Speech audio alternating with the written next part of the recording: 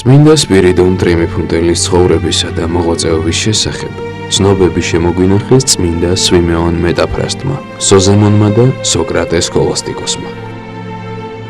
მათი ნაშრომებიდან ვიგებთ, რომ წმინდა სპირიდონი კუნძულ კვიპროსზე დაბადებულა და თავდაპირველად მწყემსი ყოფილა. თავისი მცირედი შემოსავლით ცოლშვილის გარდა შეჭირებულ ახლობლებსა და გლახაკებს ეხმარებოდა. უფალმა მას სასაუთმოქმედების ნიჭი მიმადლა. მეუღლის გარდაცვალების შემდეგ ნეტარს კვიპროსის ქალაქ ტრიმიფუნტის ეპისკოპოსად დაასხეს ხელი. ეკლესიის ისტორიიდან ცნობილია, რომ იგი მონაწილეობდა ნიკეის პირველ მსოფლიო საეკლესიო კრებაში, სადაც მან სასწაული მოახდინა, რათა დაერწმუნებინა ურჯულო არიოზი, რომ ღმერთს გმობდა. წმინდანმა მოითხოვა აგური. ჯვარი გადასახა, ხელი მოუჭირა და იქიდან ცეცხლი და წყალი გადმოვიდა. თავად აგური კი თიხად იქცა.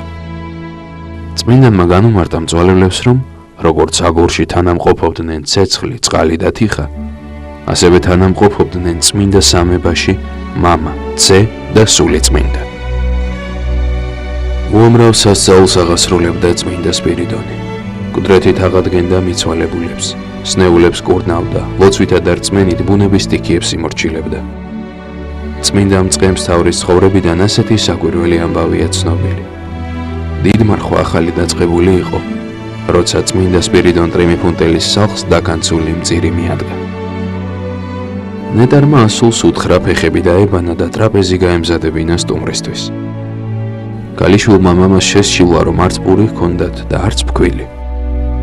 მაშინ წმინდა მღვდელმთავარმა სტუმარს ბოდიში მოუხადა და შენახული დამარილებული ხორცი შეაწვევინა გოგონას.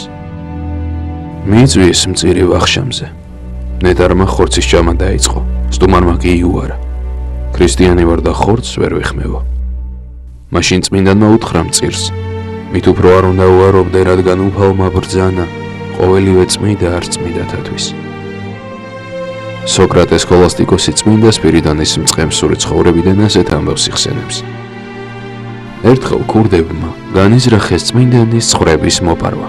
მათ ღამეს სცადეს თავიანთი ჩანაფიქრის განხორციელება, მაგრამ ფარეხში გადაპარულები მეხსეულად უჩინარმა ძალამ იქვე შებოჭა. დილით ნეტარი ფარასთან მივიდა. ავაზაკები გაათავისუფლა და ტკბილის სიტყვით უდიდესი სიყვარულით დაანახა თავიანთი არასწორი ცხოვრება. მან ქურდებს თითო ცხვარიც აჩუქა. შეინანეს ავაზაკებმა და გადაწყვიტეს საზრდელი პატიოსანი შრომით მოეპოვებინათ. მრავალი ამგვარი კეთილი საქმე აღუსრულებია მწყემსთავარს. წმინდა სპირიდონი მშვიდობით მიიცვალა დაახლოებით 348 წელს. ნეტარის წმინდა ნაწილები გარდა მისი მარჯვენა ხელისა კუნძულ კორფუზე განისვენებს. დღევანდელი დღის მფარველი წმინდანების ლოცვით და მეოხებით უფალმა დაიცვას და დაიფაროს სრულიად საქართველო. ამინ.